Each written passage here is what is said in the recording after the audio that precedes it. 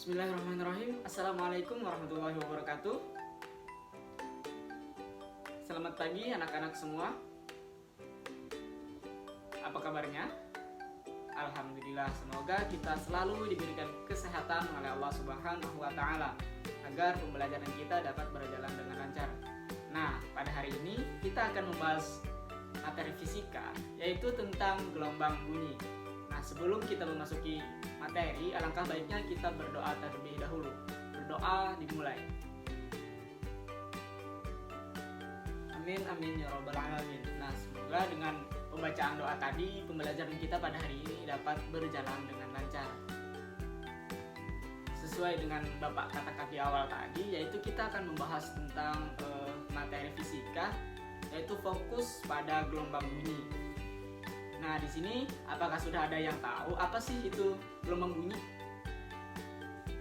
Oke, baik. Nah, sebelum kita memperjelas lagi apa itu gelombang bunyi, Bapak akan menyampaikan tujuan pembelajaran kita pada hari ini. Adapun tujuan pembelajaran kita yaitu yang pertama mendeskripsikan bunyi sebagai sebuah gelombang, yang kedua mendeskripsikan karakteristik gelombang bunyi, yang ketiga menjelaskan pemanfaatan gelombang bunyi dalam kehidupan sehari-hari, dan yang keempat menjelaskan klasifikasi gelombang bunyi berdasarkan frekuensinya. Dalam kehidupan sehari-hari, tentunya kita sudah sering ya mendengar yang namanya bunyi. Contohnya seperti penjual pentol yang lewat di depan rumah kita.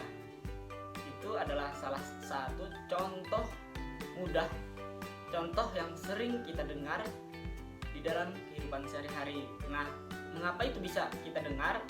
Nah, jadi pada materi ini kita akan membahas hal tersebut. Oke, yang pertama yaitu kita membahas masalah pengertian gelombang. Apa sih itu pengertian gelombang? Nah, jadi gelombang itu adalah getaran yang merambat. Nah, itu disebut dengan gelombang. Secara umumnya seperti itu. Kemudian, apa sih itu pengertian bunyi?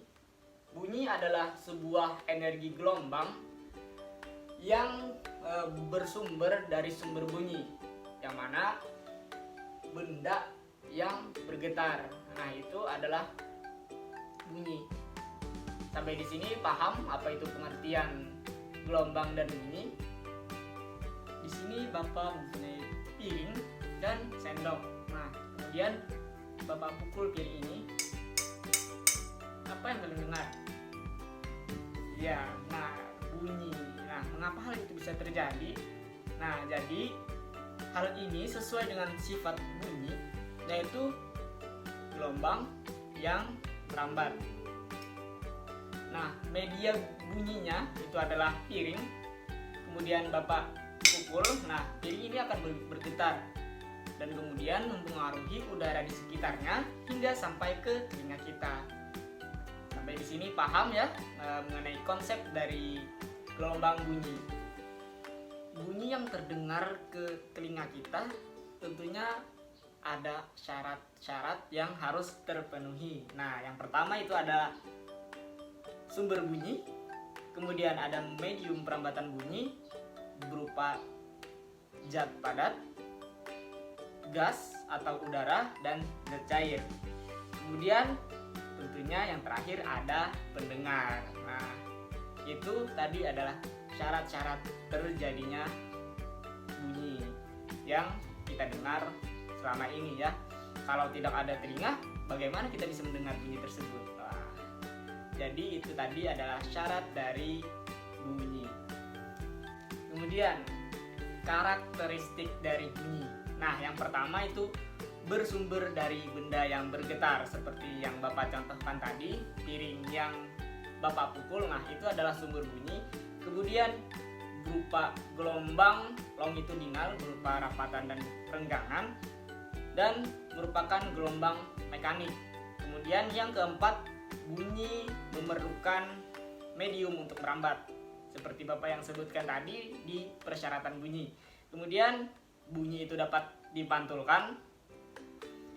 Tinggi rendahnya bunyi ditentukan oleh frekuensi. Nah, yang terakhir, kuat lemahnya suatu bunyi ditentukan oleh amplitudo bunyi tersebut. Kemudian bunyi berdasarkan frekuensinya. Ada yang tahu di sini ada berapa bunyi berdasarkan frekuensinya?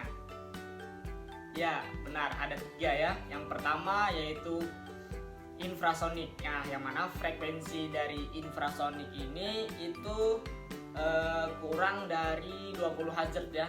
Nah, adapun contoh yang dapat mendengar bunyi infrasonik ini itu adalah seperti jangkrik, kemudian anjing dan hewan-hewan lainnya. Nah, itu adalah beberapa contoh yang dapat mendengar dari bunyi infrasonik ini. Kemudian yang kedua ada audiosonik.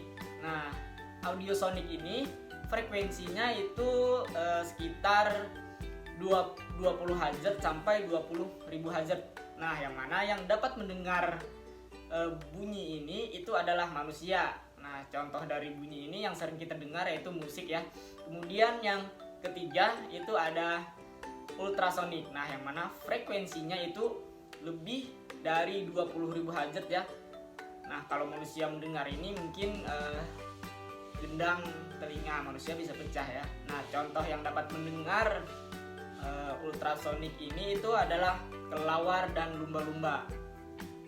Adapun contoh pemanfaatan dari gelombang bunyi ini adalah terdapat pada kapal. Nah, yang mana digunakan untuk mengukur kedalaman air dan mengetahui lokasi kapal di sekitar kapal tersebut. Nah, yang mana cara kerjanya itu adalah sebuah gelombang ultrasonik ditembakkan ke bawah sampai dasar. Nah, kemudian gelombang tersebut akan memantul yang diterima oleh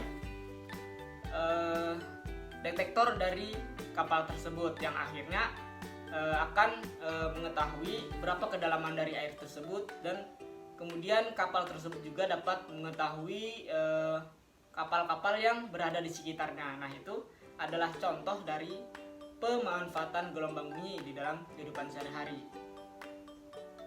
Nah, semoga dengan penjelasan Bapak tadi ya dapat dipahami oleh anak-anak sekalian. Apabila ada kesalahan dalam penyampaian Bapak pada hari ini, Bapak mohon maaf. Akhirul kalam, wassalamualaikum warahmatullahi wabarakatuh.